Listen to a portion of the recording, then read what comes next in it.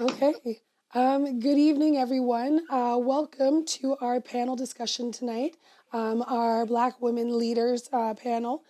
We have 4 panelists tonight that are from different business backgrounds, all entrepreneurs in what they do. It's their work. And so they're here to share their experience, their wisdom, their insights, their warnings potentially about being an entrepreneur and things to consider. When developing your own business. So my name is Colleen Peters. I'm the president of the Caribbean African Multicultural Association. And this event tonight is in partnership with the Thunder Bay Museum. So before we get into it, I would like to invite Scott to take a couple of moments to, say some words about the museum and his team. All right, good evening, everyone. My name is Scott Bradley. I am the executive director of the Thunder Bay Museum. And we're so happy to be hosting this panel tonight. It's a very important part of our celebration of Black History Month. And so it's really great to be here with all of these leaders from the community and to hear their voices and hear their stories and what those important stories are as part of our story of Thunder Bay. So I won't take up any more time. This is very exciting, and I want to let us get right to it. Thank you. Thank you, Scott. So a little bit about the Caribbean African Multicultural Association. We're a volunteer group that works to promote the work of Black people, create community connection, create community network amongst individuals from the Black community and the greater community, all promoting racial harmony. And it's interesting, this event has been really important to me, especially because it's not often that we get to celebrate and recognize Black women that are leaders and entrepreneurs. And it's the fact that we have 4 tonight here in our little old community of Thunder Bay, I think speaks volumes to the amount of leadership and expertise and strength that really is, that exists in Thunder Bay.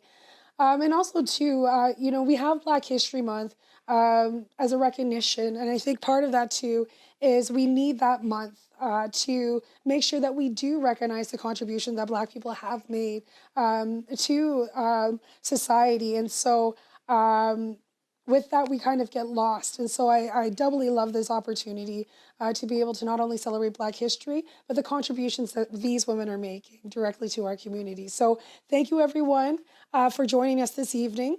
And so what I'll do is I'll introduce each of our panelists and give them a few moments to start. Annette Pateman is a local author. She was born in the UK to Jamaican parents. She grew up listening to Jamaican saints and folklore, and this is reflected in her poetry work, which centers on identity, race, and relationships. We've had the privilege of Annette joining us for a couple sessions of poetry reading, and we had a collection read from Lever Lines, a collection of poetry and flash fiction, as well as her recently published children's book, Anancy and the Turtle. Annette's first collection of poetry is called Spectrum. And Annette, I'll let you jump in and say a little bit more, maybe talk briefly about your recent publication. Hello, and thank you. I'm so glad to be here. Yes, I've been busy, or I've been trying to keep busy, and published a children's book that Colleen has already kindly mentioned. It's called Anancy and the Turtle. There it is. So that was fun. That was a nice learning experience for me. And Spectrum was the first book of poetry that I published, and Lover Lines is the latest publication. Maybe I could take a few minutes just to read something from, it's called Black People. I'll read it very quickly. Black people, we bring the warmth of the sun, the heartbeat of the talking drum. We hear it in our music, R&B, blues, jazz, hip hop and reggae, soca, high life and calypso, the rhythms of Africa spread through the Black diaspora. We are beautiful, strong beyond measure, used to build cities and nation, brick by brick, stone by stone. Many are the wrongs done for which they don't atone. We find joy in life, we find joy in the day. Black History Month, hooray. Thank you. Thank you, Annette, and welcome to our panel. Thank you very much. Our next panelist, another local, our original local panelist, Anissa Hopkins is the co-owner of Superior Hearing. Anissa was born and raised in Thunder Bay. Her parents came here from Guyana. Anissa specializes in comprehensive audiology services, not only through her business, but through the greater community, through her work in healthcare as well. Anissa and her partners opened one of the first private practices for hearing services in Thunder Bay 10 years ago. And I invite Anissa to please introduce and say a little bit more about yourself. Hello, everybody, and welcome. I'm Anissa. My last name is Hopkins. And like Colleen said, I am one of the owners of the Superior Hearing Center. I was born and raised in Thunder Bay, which a lot of people are in awe when I tell them that, but I've been here my entire life, only left to go to school for a few years, and then returned back to Thunder Bay. I'm looking forward to this evening and answering any questions people may have and sharing more about our clinic and being just in community with other Black women that are business owners. Thank you, Colleen. Thank you, Anissa, and welcome. Our third panelist is Shannon Skinner, the co-owner of Solanke Salon and Ethnic Beauty Supply. Shannon is from the beautiful island of St. Lucia and has lived in Thunder Bay for almost 10 years. She is a licensed hairstylist at the highest level, which is a Red Seal Journey person. In February 2020, Shannon opened her salon, which provides personal hair care services and hair and skin products to the Afro and ethnic community in Thunder Bay, in the city of Thunder Bay, and is one of the first places that Black people can actually get a hair product and go to a salon and have their hair done. So welcome, Shannon. Would you like to say a few words about yourself? Hi, thank you. Thanks for having me. I'm super excited to be here and really among these other strong Black women that I now have more people to look up to, which is great.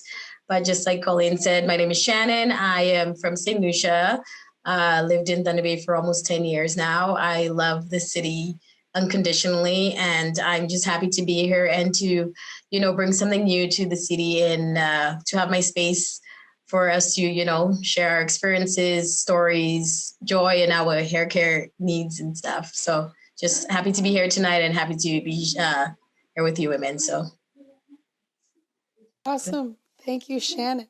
Thank you. Last but certainly not least, our final panelist for this evening is Sharon Bond. And Sharon Bond is the owner of the newly opened Damn Mad Dance Studio, which provides online African and Latin dance classes, as well as fitness classes as well. The studio opened in August 2020. Sharon is originally from Toronto, Ontario, and her parents immigrated here from Jamaica in the 60s. For the last 21 years, Sharon has made Thunder Bay her home. She has a background as a PhD in nutritional sciences and is a certified instructor in Kizumba, Zumba Gold, and Strong Nation. Welcome, Shannon. Sharon. Say a few words. See, Anissa had said, Anissa, Shannon, Sharon, there was going to be some mix-up, and there it was. So now we got that out of the way. We have that out of the way. Welcome, Sharon. Hi, everyone. I'm Sharon Bond, and I'm so honored to be part of this panel with all these wonderful ladies. So my studio is Dame Mas Dance, and Dame Mas is Spanish for give me more.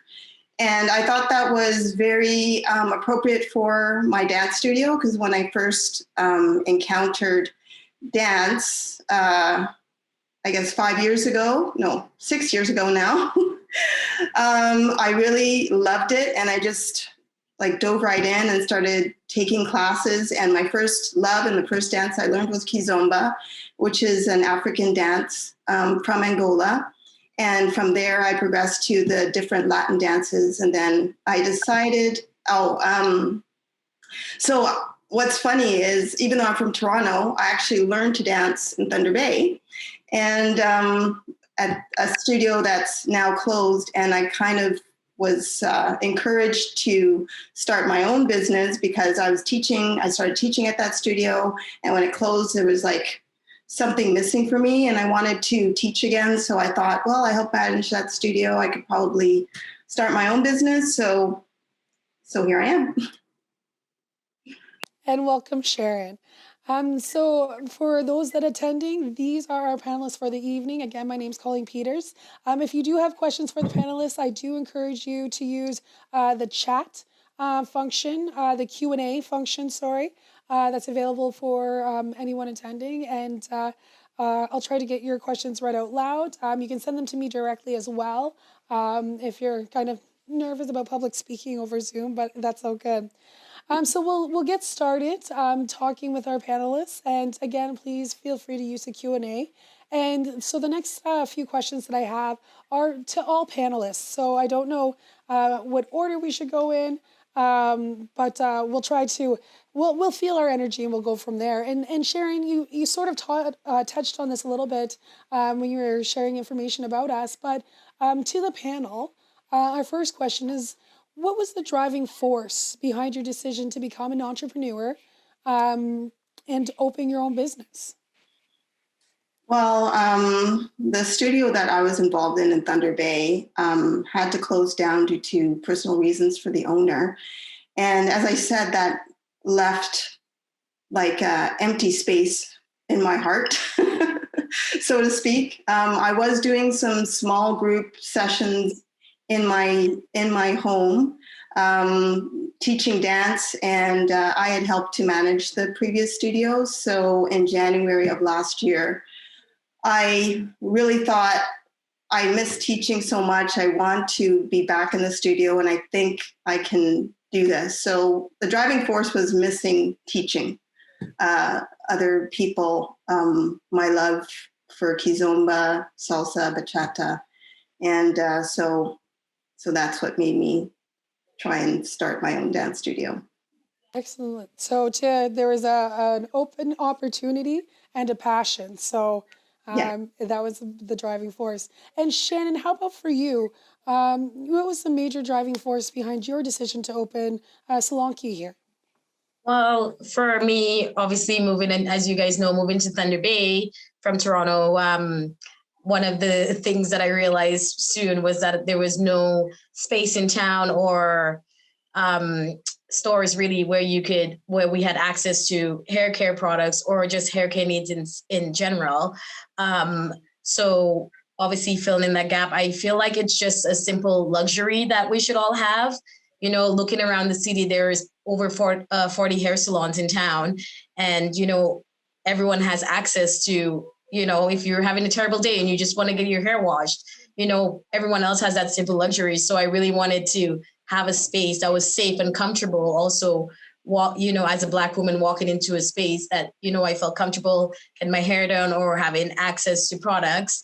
Also, just within the Black, you know, with Black hair products and such, I feel like there isn't still to this day enough education on Afro hair, on the texture, on the science behind it. So I also wanted to bring that to the city and, you know, have people learn, because we have such beautiful hair and we really don't know how to take care of it. So I wanted to have a safe space, and I wanted everyone to have just that simple luxury of, you know, getting a service done, picking up a product, and the education in caring and, you know, wearing our hair natural and beautiful. Yeah. Oh, and my twist game has improved. We did actually, one of our events for the CAMAT was hair hints, and Shannon led some education and did a Q&A, and so my Afro game is back on point. It's building there, so I'm very excited for that. So good. Thank you. It looks great. Anissa, thank you so much. And Annissa, for you, the hearing clinic, what kind of drove you to go from, you know, providing that service in the community in your profession to, you know, entering into private practice? Well, interestingly enough, regardless of industry, it sounds as though we all came into being business owners for the very same reason. So within the city of Thunder Bay, the district of Thunder Bay, there wasn't any locally owned hearing clinics at the time. In the past, there has been, but to date, there wasn't. There was definitely a need within Thunder Bay to have a locally owned clinic. That in combination with myself and my business partners, it's something that we always wanted to do, was to own our own business. So more than anything, the driving force would have been, there was a need for it, and we were aware of that need. So we jumped at the opportunity to do that. Awesome, thank you. And Annette, being an author and whatnot, as an entrepreneur, through your published work, what kind of motivated you to make that decision to try to continue to publish your own work? Like, what was the driving force behind your first published piece? I think the driving force was losing both my parents. I lost both my parents within 3 months, and I didn't have an immediate urge to do my writing, but I've always loved writing. So that caused me, I think I started the writing as a way, almost as a form of therapy, to sort of write about some of my memories with them. So I wanted to be able to really keep those feelings, put them down somewhere. And also, my dad in particular was a great oral storyteller. We used to get lots of stories from him, Jamaican stories, Jamaican history, Jamaican folklore. It's very rich. And my mother was great with Jamaican sayings, and lots of sayings and proverbs and stories and that sort of thing. So writing was a way of keeping them and reaching into those memories. And also because I know that we enjoy literature. Black people, we enjoy literature just like any other group. And I suppose I wanted to put that on the map as well, to say we enjoy literature. We can write literature. We can write poetry. We can write. Thank you. Wonderful. And again, like Anissa was saying, there's a need for it. And it's great to see more Black authors out there, Black main characters in different stories, because we have been underrepresented. We've been underrepresented for many years, and still are. And so, building on that, how did you know you had the right idea? Like, how did you know it was right to take that leap? So, how did you know, Anissa, it was right to open the clinic? How did you know, Sharon, it was right to open, the timing was right for the studio? Same, Shannon, how did you know that it was time to open the salon? And then how did you know it was time to publish? So maybe we'll start with Anissa this time. Sure. I would say probably just being out in the community and hearing people say that they wish that they had more options, that, our community is fantastic for shopping local, that they wish that that was something that they can access from a local provider. There wasn't enough option for people. So we listened to what the community was asking for. And I think that would be probably, in answering your question, what would be the driving force. I think that's what it would be, listening to people and their recommendations, suggestions, and yeah. And so, when you talk about, listening to people, how long did it take you to make that decision, like from hearing people, those stories over and over again to, okay, let's do this, let's open? What was that process like for you? Yeah, it wasn't very long. It was one of those things that, and I'm sure all of the panelists might have had a similar experience. You kind of play with it. And I know Sharon was talking about having conversations with people about missing dance, so therefore went forward with it. Well, I guess once again, regardless of industry, we're all related, and it would be the same, right? So for us, it was a short window. It was some conversations, some gatherings, and next thing you know, we were opening our doors. Wonderful. And so, Shannon, for you, how did you know it was time? Like it's now or never? Yeah. I think because in my heart I knew it was, because it was a struggle that I had also, and so that it was time to do it. And also working, when I moved here, I instantly got into my trade, working at a shop in town. And again, being here for a short amount of time, I realized like, hey, this is something that we need in Thunder Bay, and I really want to bring that to the city. And I noticed working at this studio that I did, anytime it came to me doing someone with Afro hair texture, all of a sudden the prices would be higher. All of a sudden people were crowding around, and it made it very uncomfortable, not for me, but for clients to come into to the store because, getting the hair done, it was always something on display. So, I was really tired of that. I didn't feel comfortable going into work. I didn't feel comfortable practicing really Afro hair because of the simple fact that, again, people would literally crowd around and want to touch. And, so I think, that was one of my biggest motivations, was having a space where I could work freely and not feel like I'm on display for anyone to see, and really also to charge affordable prices for hair care, because at the end of the day, scientifically, it is a hair strand. I understand there are different textures and such, but the overpricing and for services was very unnecessary, and I didn't have control in that space to do that. So opening my own business, I can control that. I can alter my prices for different people based on the situation in life and stuff, newcomers to the city and, where they are financially. So that was one. It was time, the struggle, the discomfort, and the lack of me practicing Afro hair because of all my experiences in that space. So yeah, that's what it was. Yeah. And Annette, for you, to put literature on the mat, to take that leap to say, hey, I'm going to present my work and have it hopefully published. How did you know that was the right time for that, for you? I've been writing for the whole life, really. As soon as I could write, I was writing. But it became more and more insistent. And I say, particularly after I lost my parents, it became more and more insistent. And I joined various groups in town, and it's been great. But I really still felt really the lack of the Black writing voice here in Thunder Bay. There was a kind of space, really. And I think I felt that urge I thought it was, you've got to do it now. Now is the time. And also the pandemic coming did open up a little bit of space.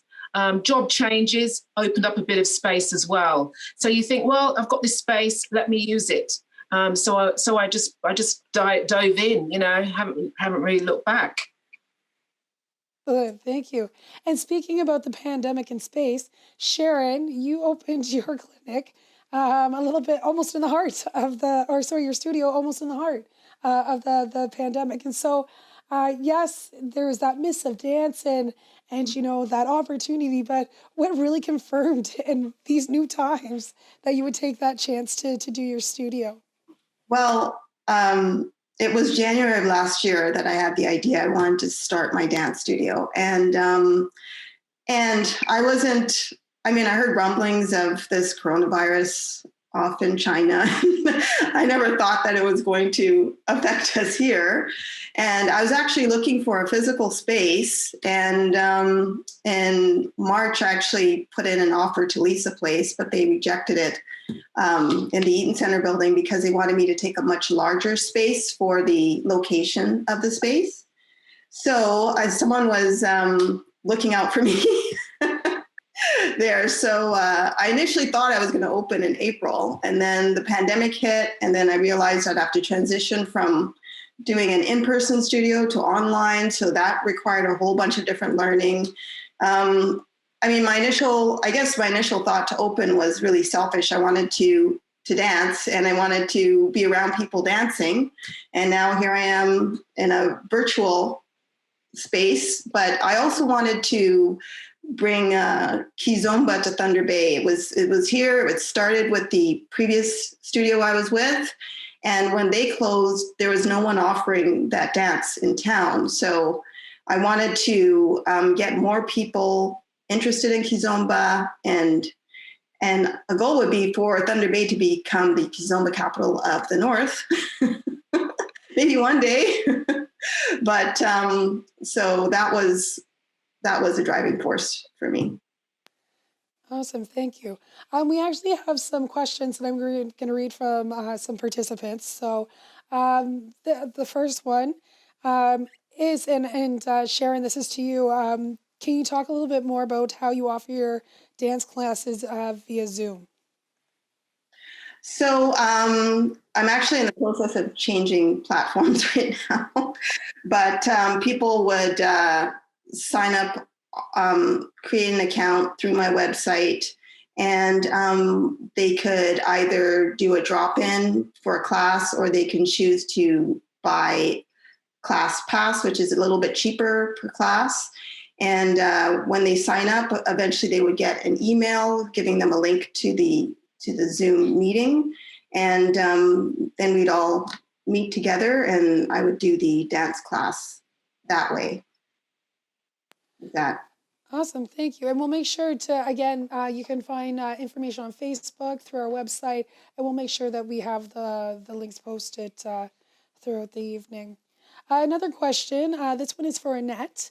Annette, have you had the opportunity to break into curriculum from kindergarten to grade 12 to discuss Black poetry, which could be integrated? Any thoughts about that or experiences with that? I would be so excited to do that. I admit to knowing more about the British curriculum because I've been here 8 years. It's quite a long time, but I haven't been working in schools here. I have got a teaching background, high school teaching, but I did work as well in primary schools, elementary schools, and even lower kindergartens. So I don't have that experience. I would very much welcome the chance to do that. It's not something not something I've done yet, but I thank the person for the question because, it'd be lovely to slot in and find out where my poetry could fit within the curriculum because I feel quite comfortable in schools, and it would be great to go in there as a member of the Black community. I think it would be really good. So thank you very much for the question. Thank you. To all our panelists, another question from the audience. What does it mean to be a Black Caribbean African woman business owner in a city like Thunder Bay, where the dysphoria is very minimum? So, how important is it, the roles that you hold as Black Caribbean African Canadian business owners in a city like this? Open to anyone. Anyone want to take a stab at that? Who wants to go? I could take that. Yeah. I could take it, but I don't really have an answer to it, only because in opening a business and being a business owner and being a professional and working, I don't often think about being a woman and being Black. I just do my job, right? That all comes second. And to answer that question in a way that perhaps somebody's looking for the answer, I think it's fantastic and it's wonderful. And I haven't met any difficulty within the community being a Black female business owner. And interestingly enough, in my field, we, prior to COVID, would do a fair bit of traveling throughout to a variety of places. And I would have other people ask me that question. Oh, you live up north in the bush and you're Black and you own a business? And then suddenly I'm like, oh, is there something wrong with that? Yes, I do. And it's been fantastic. Yeah. Any other panelists? Yeah, I would agree with Anissa and what she said. And it is really, truly a question that I even get with, people, other races in my chair about that. And it really is odd to me because you're right. Like I come in to do my job and I love what I do and I'm happy to be doing what I'm doing. And, it's just, yes, I'm a Black woman. We can see that, yes, women don't own a big majority of businesses in Canada in general. I don't know what the answer to that question exactly is. But yeah, just as Anissa said, I'm just a businesswoman, Black businesswoman, but a businesswoman, and yeah. Any other comments from our panelists? I think it's one of those things that if you were to sit there long enough and overanalyze and overthink, then perhaps you'd get to the point where you're thinking yourself to the point where perhaps there is an issue. You know, so it's one of those things that's not what I'm here for. And I would think that that's not what any of us are here for, is to overthink our existence in our business. Yeah. Excellent. Thank you.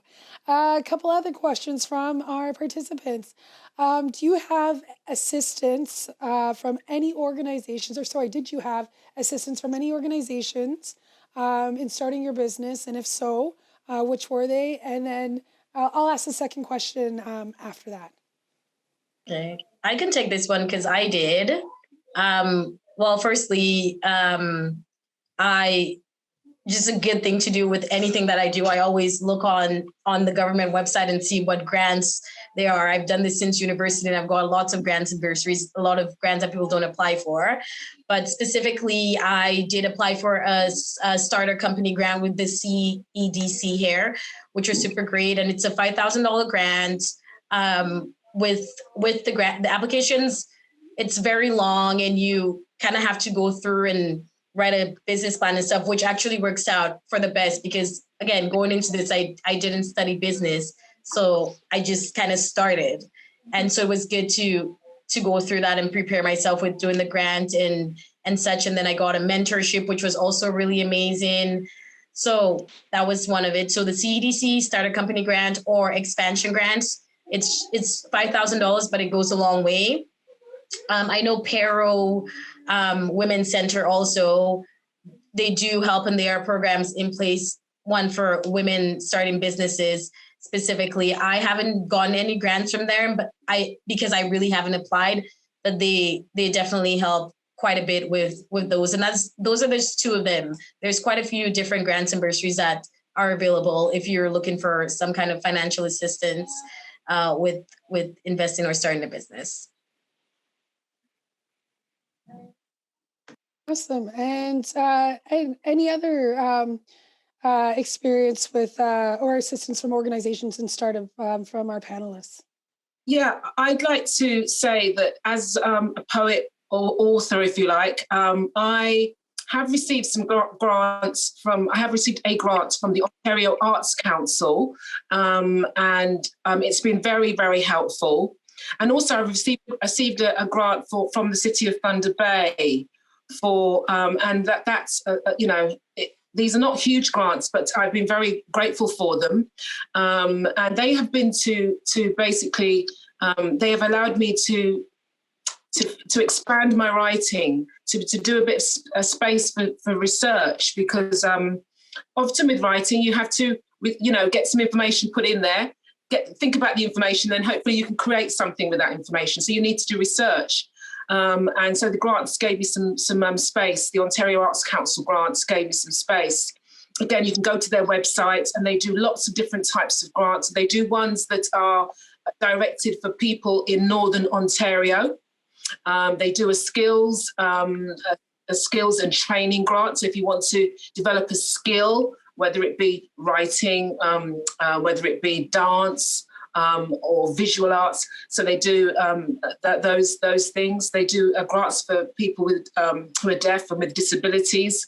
So they do a range of grants. It's definitely worth looking on their website. And also, I say the City of Thunder Bay has given me a grant to do some work around anti-racism, which has been helpful. Thank you. Any other comments from our panelists about assisting organizations that helped? I didn't have any. No. Okay. Our next question is what advice would you give to other women starting a business here in Thunder Bay? And I know we talked a little bit about, thinking of yourselves as, business people first, and then kind of the second role. So I think that what I would say is not only what advice do you have, but how do you balance those other roles that you play in your life with being a business owner? Because there is something with women that, we do have second careers, even though they're not necessarily second careers. And so what advice do you have for starting a business, and how do you balance being a business owner with everything else? Who would like to jump on that one first? That's a big one. Talking about being a business owner, I'm also still running business as I sit here on this panel. Same. Okay, so that's a demonstration of how you balance. And sometimes you do a little off the side of the desk, but is there anything that, like, any special considerations that you have to make with balancing, as well as any advice that you would give for someone opening a business? Yeah, I think I will say, I think you've got to take, I'm hoping, yeah, I am on. I hope you've got to take some time for yourself to balance your own mind, your own mental health and your physical health. I think to take some me time. We're very lucky now we have Salon Key as well, that we can go and get our hair massaged and our hair done. But yeah, to make time for yourself when everything's going around, when you're doing all this balancing, I think it's very important to take time to feed your soul, to feed your spirit. It might be that you take a walk. It might be that you do some yoga. It might be that you do some kizomba. I've got to do more of that. Some dance, you know, whatever works for you, even if it's for half an hour or something. But I think that's important. Yeah, planning, if you can plan your day, to make some time for yourself, to make some time for this business plan you might be working on, or in my case, the poem that you might be writing or the short story that you might be writing. So planning I think does help, because otherwise things can get in that, and you'll find your time sort of dribbling away. Yeah, I feel like for me, I think because I found my passion and I really do, I absolutely love what I do. I feel like it's just, as you said too about balancing, I feel like though it is just my role almost, you know, melts into one. And I am also a mother. I have a 9-year-old daughter, soon to be 10. And so for me, it's very important for her to see the work that I'm doing here. And it's important for her to see that, you know, owning your business or whatever is possible. So all those roles kind of, to me, combine into one when it comes to that aspect of my life, like being a mom. You know, my daughter will come here and she'll basically, I know it's probably legal child labor, but she will work on a Saturday and she'll wipe things down and she'll cash people out and stuff. So like I involve her in my business because, you know, I want her to see that growth and she's part of that growth. But I do really truly it's so important to take time from, you know, for myself and for her. So a lot of the times when I'm done at the end of my day, I walk into my door and I don't take a look at my phone. I don't book clients in. I don't answer calls. I don't answer messages. And it's hard opening a business. And, you know, for the first 3 months, I'm like, no, I need to get this client in. I need to book this person in because no one's paying me if I'm not working, right? So it is super important now. I really do take the time to, you know, balance that. And once I'm not at the shop, those clients can wait. When I'm spending time with my daughter, that is what I'm doing. Just kind of keeping that business separate and not making it, you know, feel like, you know, I don't want to say it's not necessary, but not make it really, I guess, control my life. So once I'm doing business, I'm doing business. When I'm a mom, I'm a mom. And when I'm doing my Shannon things, then I'm doing my Shannon things. So yeah, just like good balance. Thank you. And Sharon, how about for you? How do you maintain that balance? Well, I have to say that when I was thinking about starting this business, I went to other friends that own businesses to get advice. And when they say that a village raises a child, a community is kind of needed to support everyone in their business. And I relied on advice from friends, family. I used my daughter to help me get pictures from my website, to give me tips on social media. So, and I started meditating. So meditating was beyond dancing, which I also found very relaxing, but sitting and meditating was very helpful for me, especially during this pandemic. So that was something that I did to help myself. Awesome. Thank you. And just a quick question, Sharon, from one of our attendees. Do you have to start with Kizomba beginner class, or can you jump into an intermediate if maybe you have a little background in dance? Well, if you know the basic steps of Kizomba, you could definitely try an intermediate class. I do more complicated footwork and movements in that class. So I would recommend, if you have no experience whatsoever in Kizomba, it'd probably be best for you to try Kizomba beginner first. And I mean, you're not restricted to just stay in there. If you find that, I can do the intermediate class, like you could try that, but I would suggest trying the beginner class first. And if you find that you think you can handle the intermediate class, then for sure, you can change to that. Awesome, thank you. So next question, how do you maintain your motivation, especially during the tough times like COVID? I think when we take a look, Shannon, you mentioned you opened your salon February 2020, and then March 2020 happened. And Sharon, you took the leap August 2020, and now you talked about space. But during the tough times, how do you maintain your motivation? For me, I guess my daughter and my goal. My goal. I do eventually want to start teaching, hair, because the hair school in Thunder Bay really doesn't, again, offer too much education on textured hair. So I think my end goal is what keeps me motivated: my daughter, my clients, my community.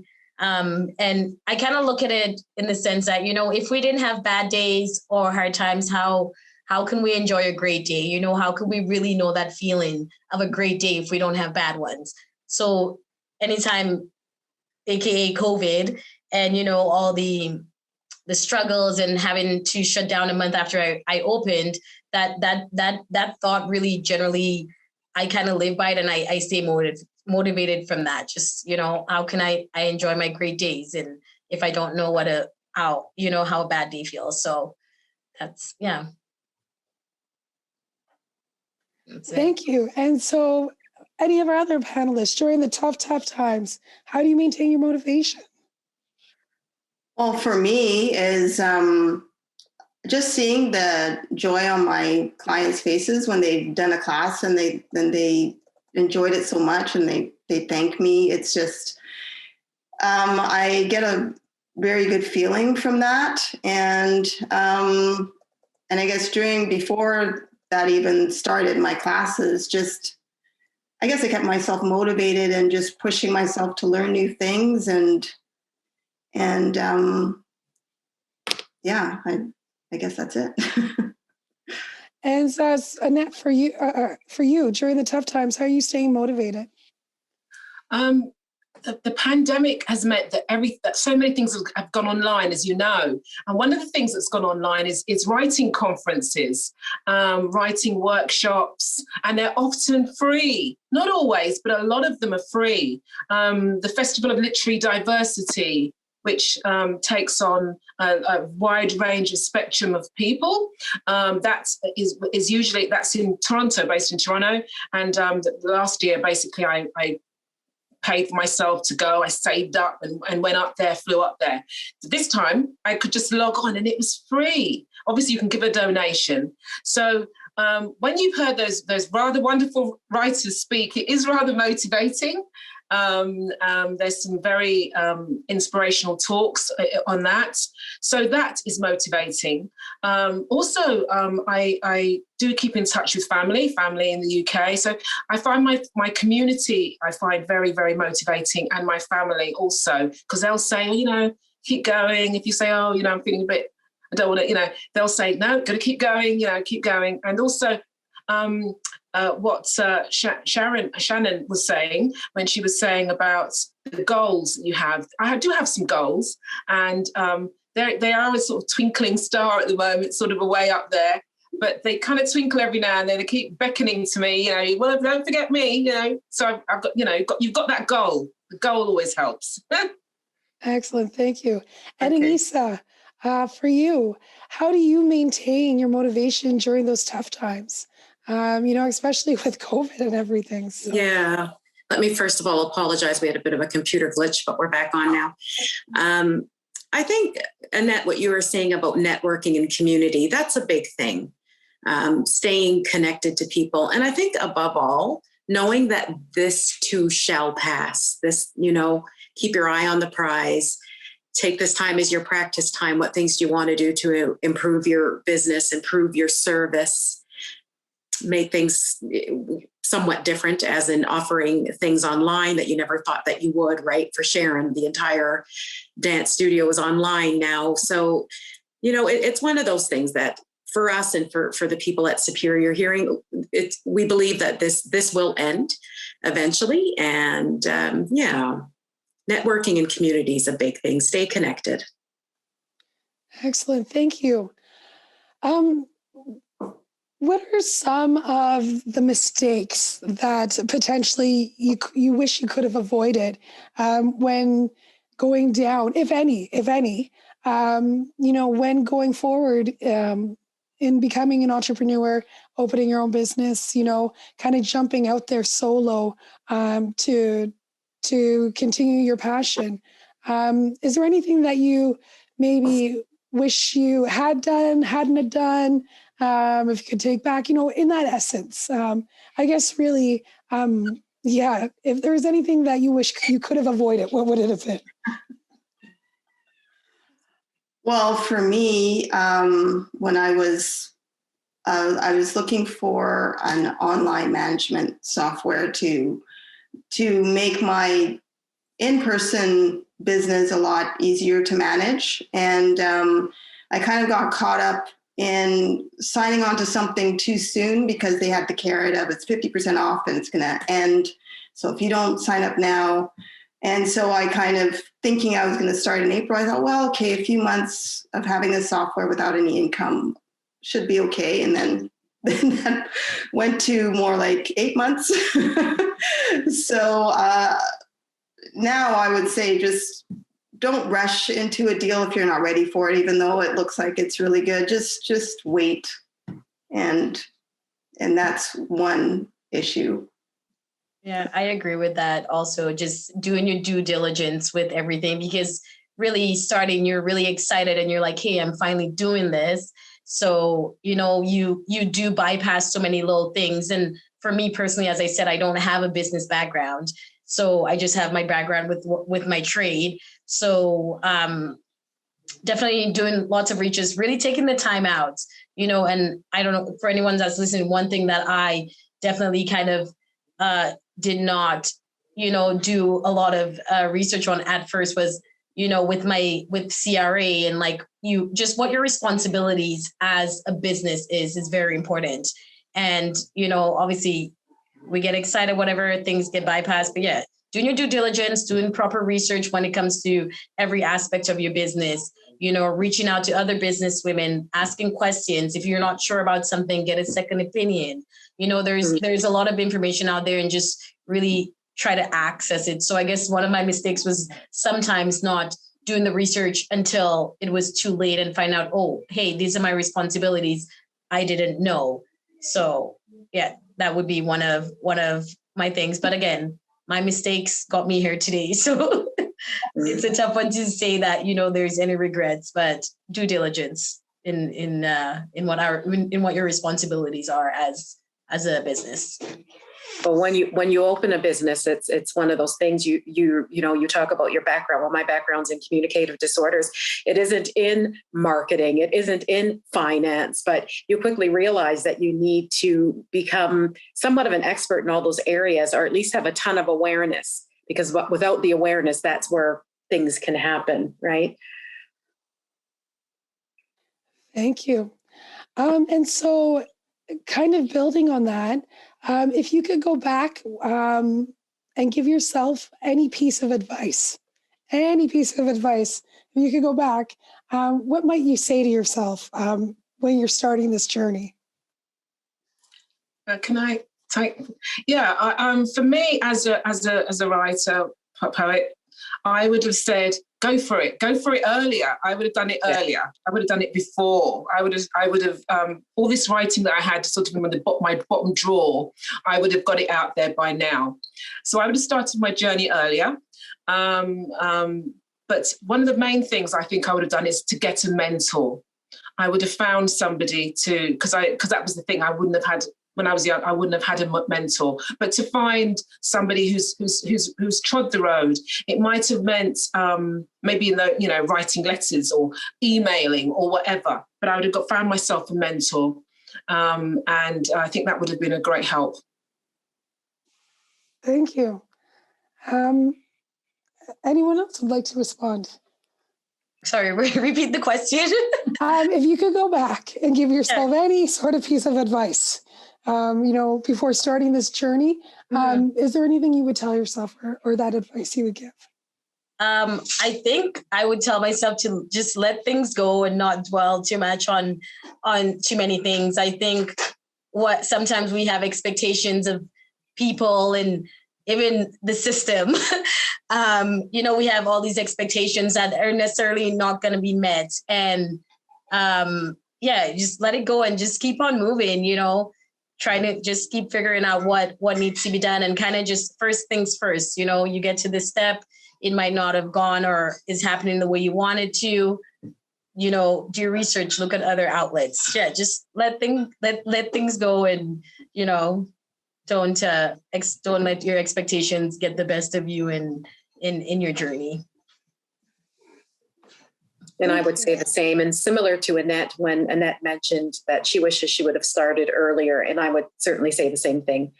But I think all too often as women, we will dabble in business, right? So you have your little thing on the side, whether it be you're doing hair, you're cooking food, you're writing poetry, you're dancing, but it's taking that big step, right? Taking that plunge, the next step into truly being in the business. So yeah, Annette, that resonates with me, wishing that it was something I started earlier.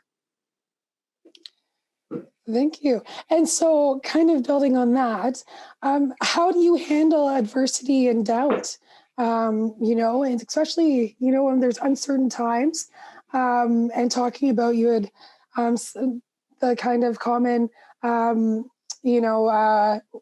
Annette and Anancy, I wish I'd started sooner, reflecting and moving forward. How do you handle adversity and doubt?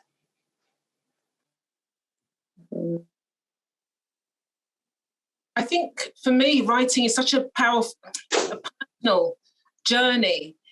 You are sitting there with your pen in a room or whatever, or with your laptop, and it is personal. And it is easy to get into your head and to start to doubt yourself. What am I doing here? Is anyone going to ever read this? What's going on here? But somehow you've got to develop some sort of self-belief. You've got to develop a resilience.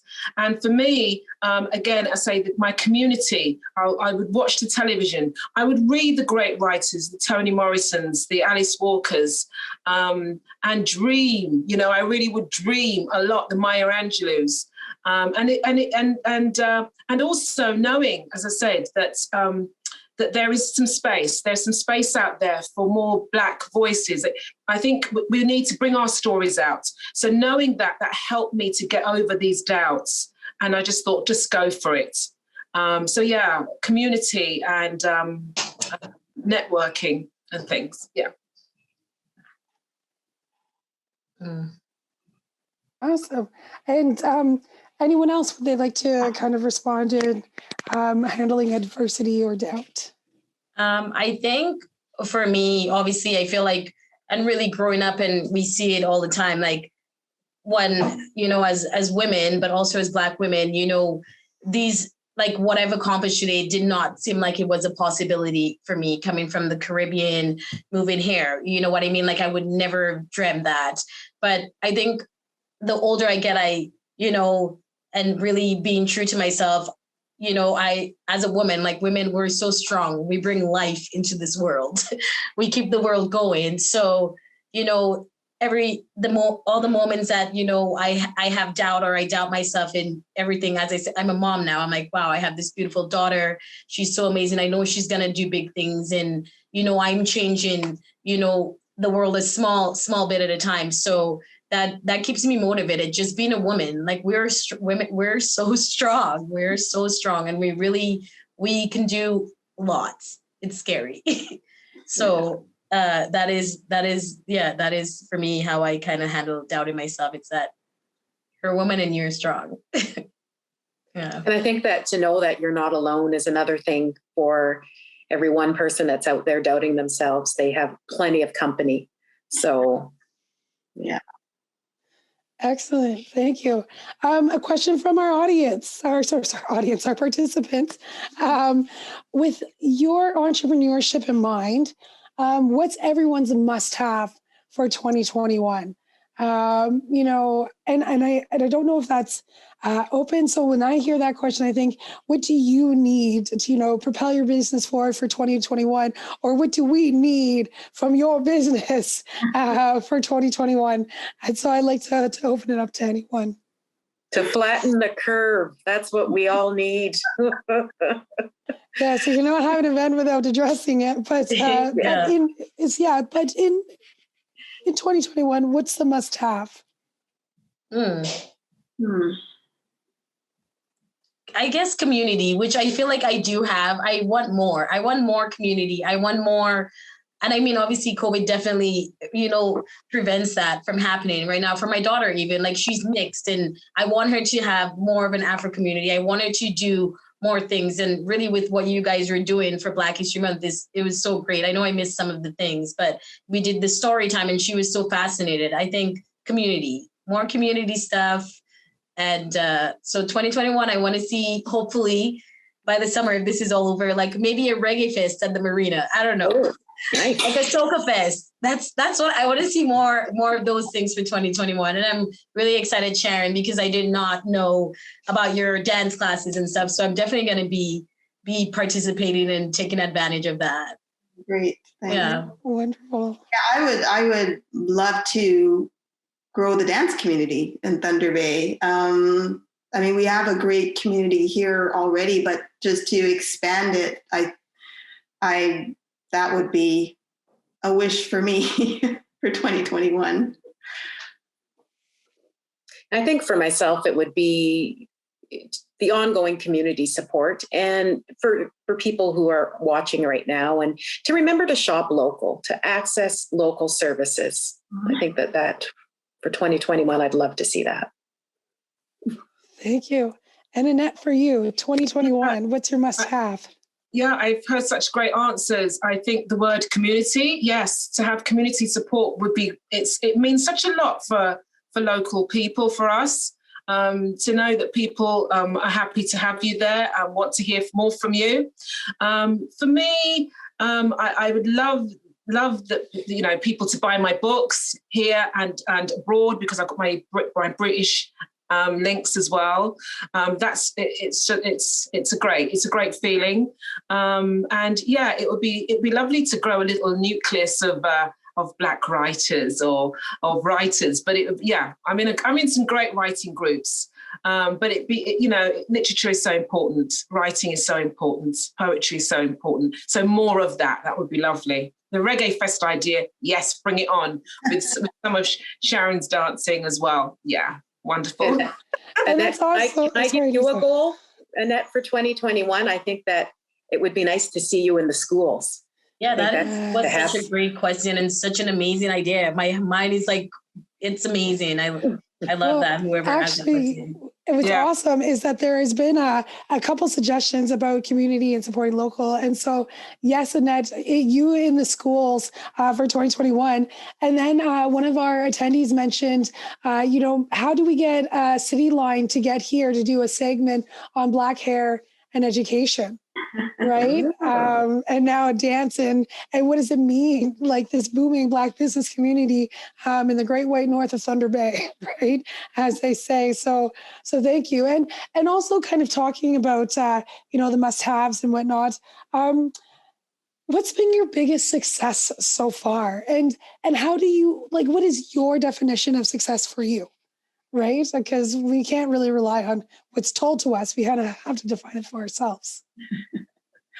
For me, it's seeing my happy clients when they after a class when they thank me for the cool routine I just taught them, or seeing them progress in the classes. That's a big success for me. Thank you. And Sharon did lead an online class this past weekend on Friday. And the beginner's class got me sweating. So I'll have to start out that beginner lesson and move on for sure. My feet are still sore. Yes. Yeah. In a good way. Yeah. So who else would like to kind of hop in about that question? About success. I feel like for me, my success is my connections that I've made with clients, here, with the community, just turning my sign to open in the morning, so that has really been a big one, and really, obviously bigger, just really having the space. I just love when people walk in and they just, because I've walked into businesses where I'm like, I'm like, are we good? Like, is this okay? Yeah. You know what I mean? And I love when people walk in and it's not a question, you get to kind of leave that at the door, and you walk in and, you get your hair shampooed. And I've had tons of people, I've never had my hair shampooed before, just those simple things. Success is just having this space and being able to offer the services that I offer and the products that I offer. And kind of like what Anissa said earlier about supporting local too, I do want to say that too, because I know there are different, like Shoppers has like Afro hair products and stuff, and really my prices are definitely lower. I don't even understand how they can charge so much for those products. So yeah, like coming in and supporting the business was really good and is very necessary. So we should do that. But yeah, just having the space, I feel very successful. Thank you. Yeah. Annette, for you, what has been your biggest success, and how do you define that for yourself? I think one of the biggest sort of out there successes was when I got a call over Christmas, and the voice on the other end of the phone said, "You've been referred by the Toronto International Festival of Authors." Really? Oh. I said, really? And they said, yes, we would like you to be in an installation at the Harbourfront in Toronto. Really? I said. And so they said, yeah, we would like you to record some poetry or some stories or whatever it is you want to record. We want to take some voices from the north, and we're going to take 2 people from Thunder Bay, and you are one of the people. And I thought, wow, I'm going to be representing Thunder Bay in this. And there's going to be an outdoor installation in Toronto. So if you walk past the Harbourfront, by the Harbourfront Centre, you could hear this poetry. Of course, it was all over January and a little bit of February, and I couldn't get to go myself. But that was a wonderful, wonderful thing. And I thought, oh my goodness, my voice is starting to go out there. So I couldn't help, but that did bring me some joy, I'll be honest. And I was very, very humbled to be asked. So for me, it's also when someone says, Annette, that poem that you read, or that story that you read, really touched me. And it's often it's unexpected, the ones that you don't think, you just maybe wrote quite quickly, and they say that really meant something to me, and they're obviously moved. That's quite a wonderful feeling. So yeah, when someone's reading your work, I mean, it's an incredible feeling. So that's what gives me joy. Congrats. Excellent. And yes, congratulations, Annette. That's wonderful. Yeah. And Anissa, for you, what has been one of your biggest successes so far, and how do you define that for yourself? I would say, working in hearing health, it would certainly be happy clients, just like everybody else is saying. So somebody who is fitted with a pair of hearing aids that finds sound again, they can hear the ticker on their car again. I also do the infant hearing program in the hospital, and I've tested thousands of babies. In fact, most of the women on this panel, I think that's how I met them, was testing their babies in hospital, so. And when a baby is identified, finding, helping that family through, and if they choose to use amplification for their child, later running into people like we always do in our small city, and the wonderful things that they have to say and how happy they have been with the service. So giving people hearing is definitely a feeling of success. Thank you. Awesome. Thank you so much. Another question that we have, what have you sacrificed both personally and professionally at each stage of your career. If anything kind of sticks out, to be here today, where you are in your journey.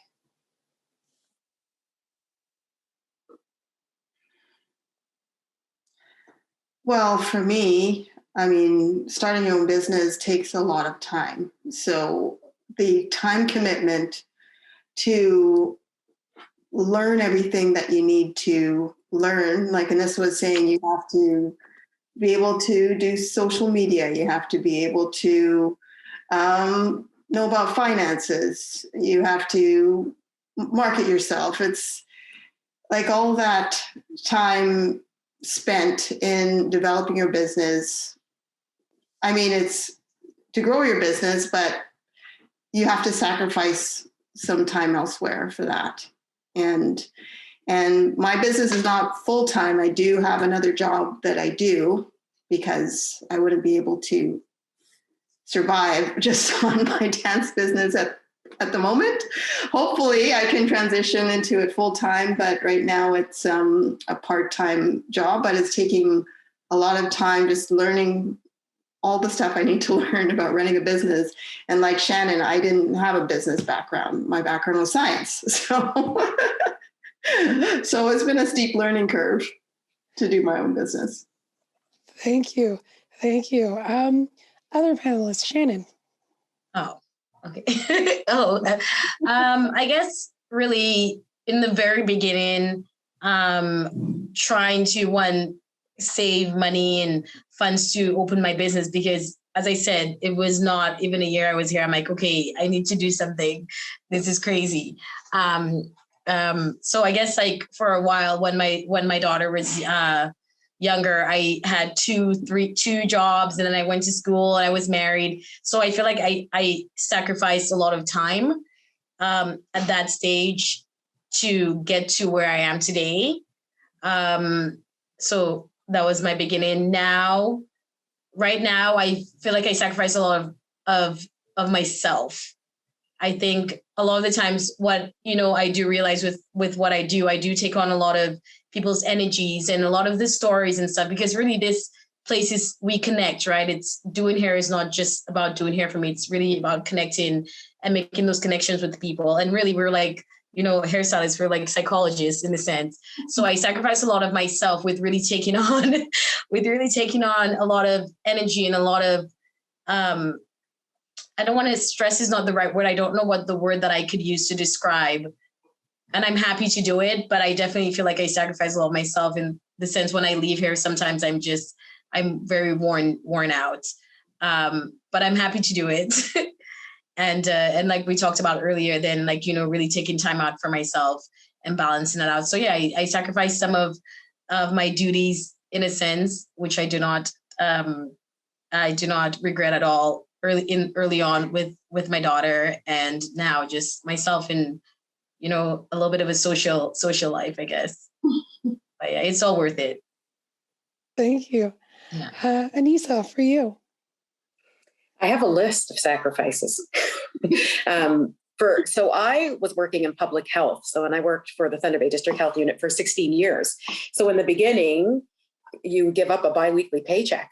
You give up paying into a pension, right? Benefits, a nice benefit package. So, there was a lot of that stuff that had to go. Certainly sacrifices. And like Shannon was saying, I wouldn't change it for the world. I'm happy to be where I am. I'm happy I made those sacrifices. So for people that are out there thinking about it, things will work out. Also, your free time.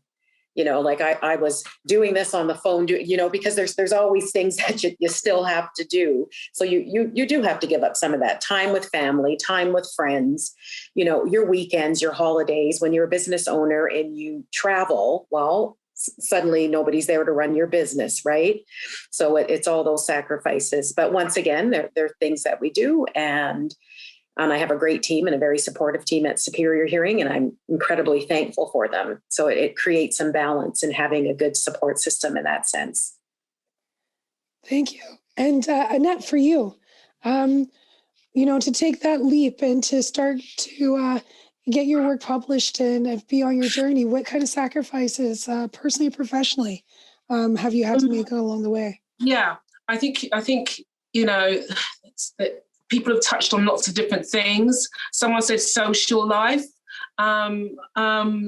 The pandemic kind of, I won't say put paid to that, but to a certain extent, the face-to-face social life has changed. What happened was, because I found myself, because I'm independently published, I publish a lot of my works, not all of them, but most of them are published by me from start to finish, sort of thing. And that learning experience, as you said, the marketing, the formatting of a book, that sort of thing, I had to sort of learn. That's taken a lot of time, and I've made some mistakes along the way.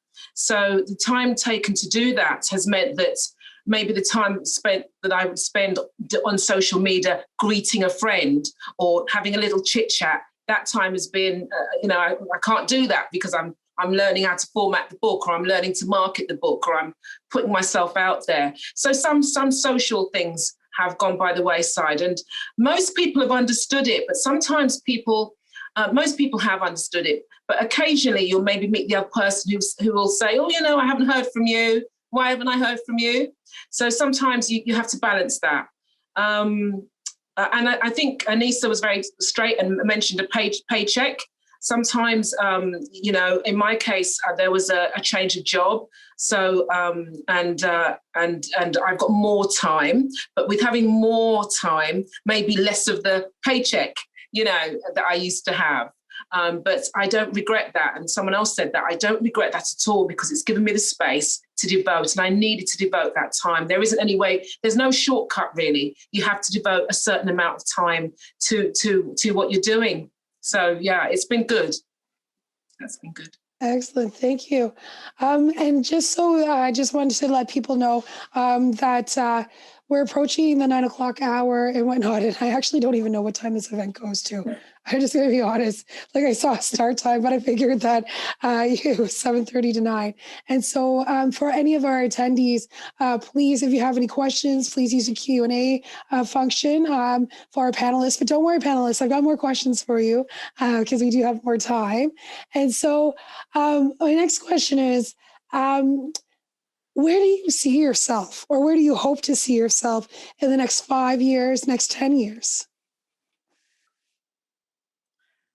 Well, for me, I hope in less than 5 years, I have a actual dance studio, that physical space where people can come and dance. I mean, dance is great, learning how to dance online, and because, there's really no other option right now. But dance is all about connection, and all the dances that I teach are really partner dances. So I would like to eventually open a space and expand my clientele, have workshops with instructors from out of town coming here.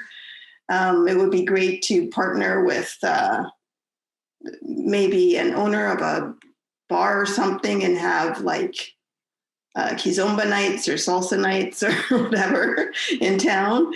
I haven't thought about 10 years down the road, where I would be then. I might be slowing down a little bit in 10 years. And that's fair. And that's awesome. So yes, we definitely need a kizomba night somewhere in our town. Shannon, how about you? In the next 5-10 years, where do you see or hope to see yourself? Retired. I'm kidding. No, so for sure in the next 5 years, I really, really, really want to have a hair school. I think it would be so great, not, to teach, again, the science behind the Afro hair. I think just to get everything normal, it should all be intertwined. So I really want to have a hair school in a place where I can teach, about Afro hair care products and such. And then 10 years retired. I'm kidding, but no. And in 10 years, yeah, same thing, just a school in Thunder Bay. And that's my goal for the next 5 years. That's where I'm at. I haven't thought about 10. Yeah, and 10 might be ambitious, especially because we're still dealing with our current situation. I know. Yeah, It's a bold question, but I thought I'd throw it out there. Yeah. Anissa, for you, where would you like to see yourself in 5-10 years? Well, there's where I'd like to see myself, and there's where I'd like to see the business. I'll put the two together, because when Shannon says retired, that sounds fantastic. However, business-wise, as Superior Hearing, just to keep offering the great services we offer, and businesses are always changing, always growing. So just offering maybe some different types of technologies and stuff to get our business out. COVID's really opened our eyes and many people's eyes as to maybe more online stuff, or, just having some options open. Mm-hmm. Excellent. And Annette, for you, where would you like to see yourself in 5 or 10 years? This question is so exciting. I like this question. I really would like to have a series of books, maybe some more Anancy stories out in a series. Just more of everything. Maybe venture into the short stories, novel land. That would be really nice. Just got to get busy, and it's exciting to think of what I can write, what I can put out there. It's a very exciting question. Looking forward to it. Also, and Annette, within, like Anissa mentioned before, we'd like to see you in the schools as soon as possible. Yeah. And actually, there was a great suggestion. I guess one of our participants had recently heard a taping with Lawrence Hill, who is an author of the Book of Negroes, and he is a huge supporter of Blacks literature in Canada, and he teaches back east. So we'd like to see your literature in the schools as well within that time. So that's amazing. And so as we move closer and closer to the 9 p.m. hour, another question that I have, and this is maybe not so much a question, because I have a final one at the end, and we didn't plan for this one, but what are the important things that people need to know about your business? How do we find you? What do you want to share about it? I don't want to call it an elevator pitch, but what are the key things? How do we support you locally? And even we have people all the way from Vancouver here. If they wanted to participate, how do we address that time change? Or you know what I'm saying? So give us a couple of minutes each of what can we do? Help us, help you, that kind of thing. Who would like to go first? I could take this first. Sure. Okay.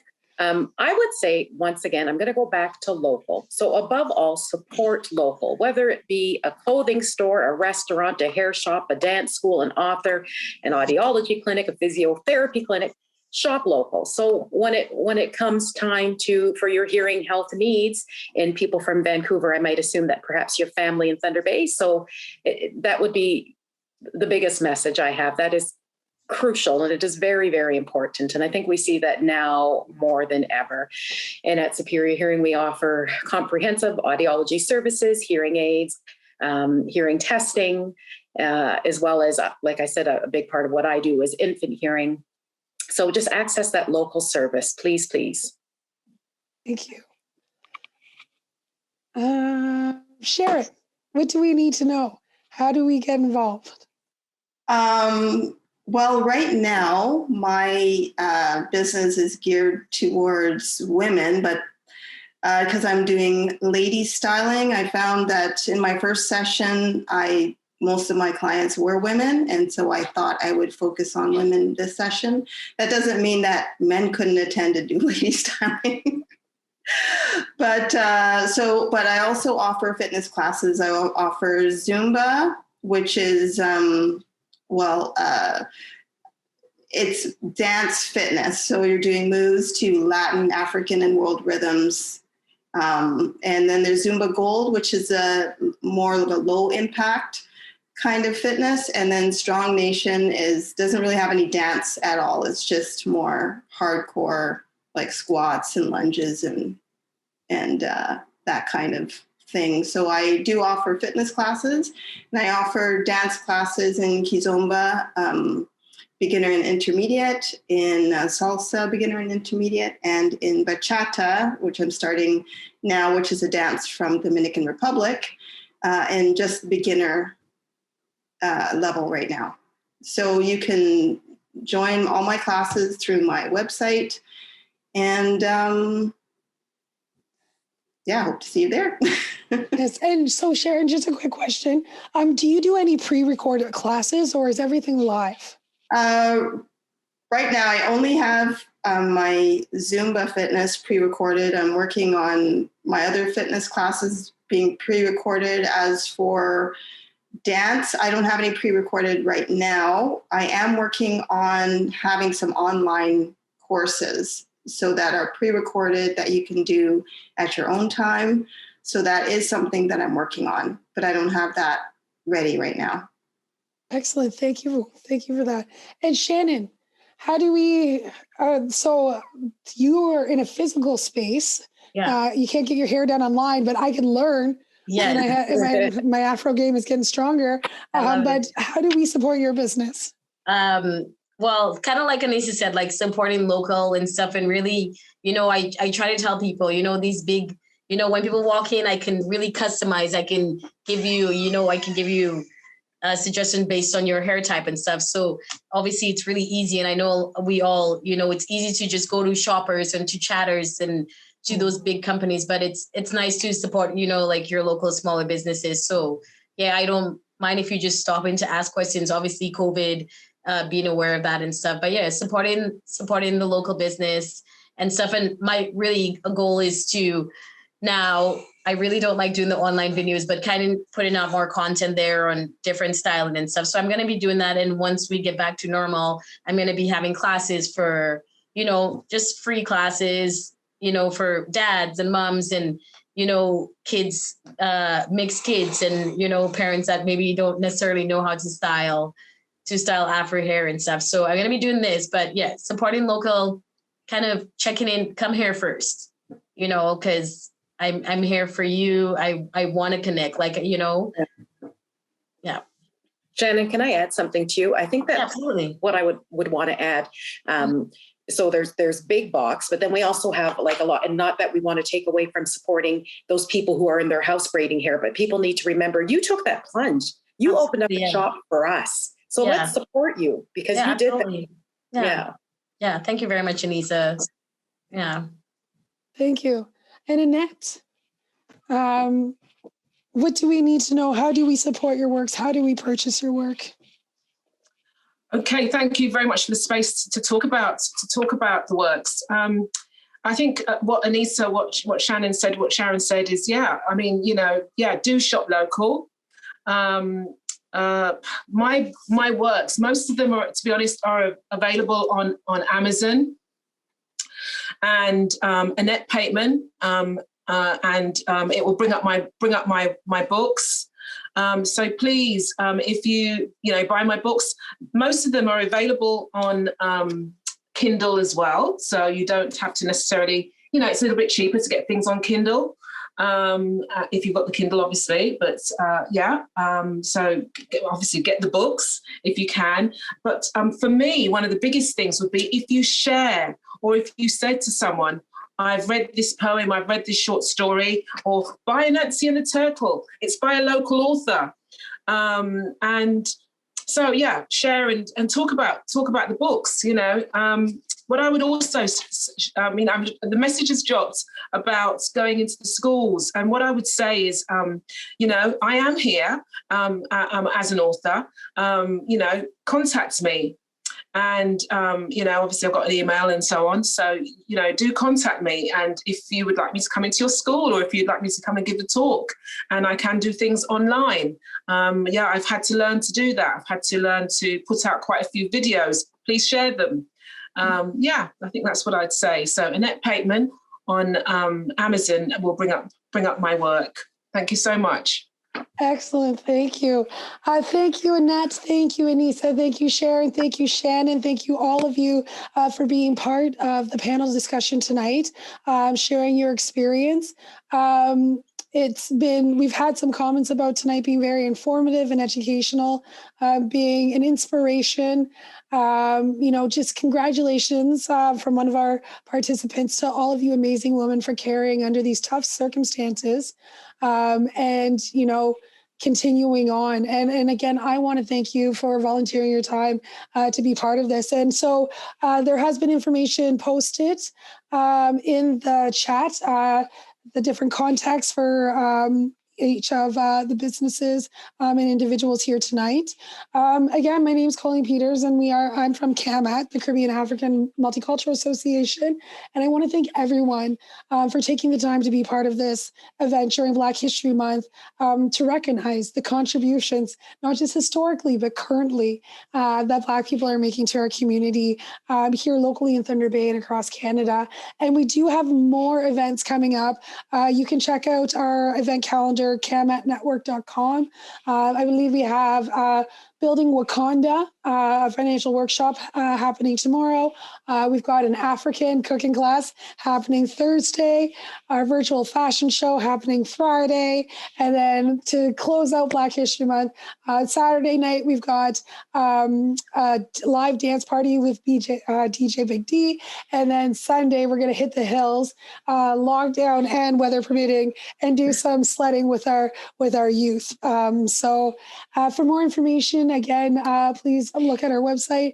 Thank you, everyone, for being part of this. And I'm inspired, and I think, again, it has been about community. It has been about connection. We're going to do our piece to support each of your businesses. Because it's about, it's been brilliant working with all of you. And I thank you. Annette did the poetry reading. Shannon did, the hair hints. We had a Kisomba class from Sharon. And Anissa has been one of our volunteers along, helping with all of the events as well. So thank you, ladies, for your time. And thank you, everyone, for coming tonight. And thank you, Colleen. Thank you for all that you do for us and our community. Yes, thank you, Colleen. Thank you for the invite. Yes, I like to think about teamwork making the dream work, and there's more of us here than ever, and so I'm so happy that I made the choice to invest in Thunder Bay like each of you, and now we're getting what we need. So thank you. Thank you so much for the invite, and it was an absolute pleasure.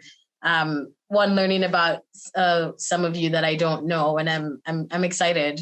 I'm excited, and I feel very proud. And now I have some more fabulous women to look up to. So that's very well appreciated. Thank you so much, Colin. I really appreciate this opportunity to let people know about my business and share my relatively new experience.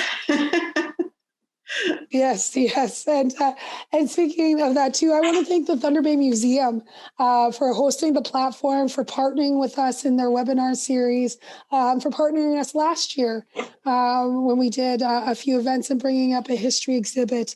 And one day, hopefully, we'll all be together, allowed in the same room, and we can connect, because that's a huge thing for Black people, is our connection with each other and community. So if Scott or Sarah from the museum, I invite you to please say any final words before we conclude this evening.